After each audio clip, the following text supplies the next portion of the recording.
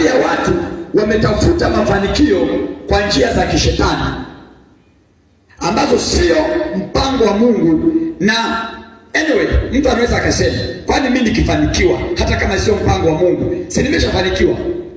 Gharama ya kila ambacho umetumia kufanikiwa huwa ni kubwa na nina madhara yake ni makubwa kulikoni njia za haki. Unapofanikiwa kwa njia za kishetani, gharama yake na madhara yake ni makubwa kuliko namna ambavyo ungefanikiwa kwa njia za kiungu.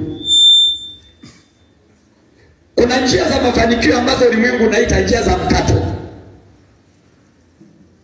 kwamba unajikuta umefanikiwa lakini kwa njia za mkato.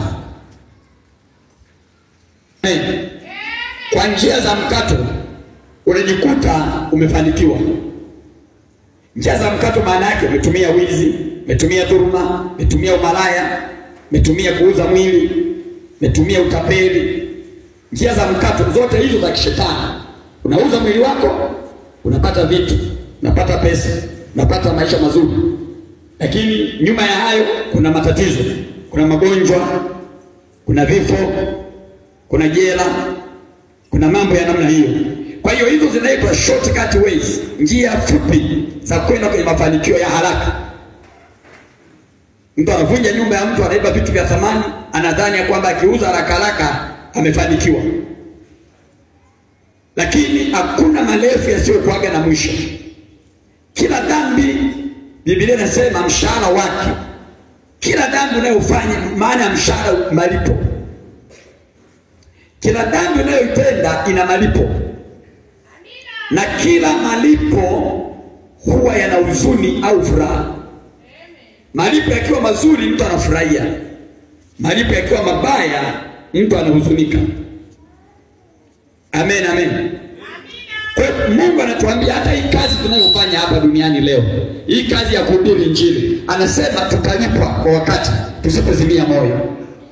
Yaani unaondoka kila siku kuja nyumbani mwa Bwana, unafanya ibada, unamsifu Mungu, unaabudu, unamsifu Mungu, kuna malipo. Amina. Kila aliyetoa muda wake, aliyetoa nafasi yake, aliyetoa mwili wake atalipwa. Na Mungu anasema utalipwa kwa kipimo cha kujaa na kushindilia hata kusukasukwa, yani kinamwagika. Yani kinamwagika, kuna malipo yale mpaka yanamwagikia chini.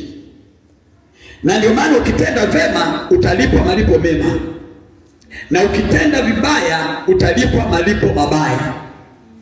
Kwa ubaya mwingi utalipwa ubaya mwingi mara mbili. Kwa mema mengi utalipwa wema mwingi mara mbili. Yani na zaidi ya namna ulivyotenda, ikiwa ni wema au ikiwa ni ubaya. Kama unampenda Bwana Yesu sema amen.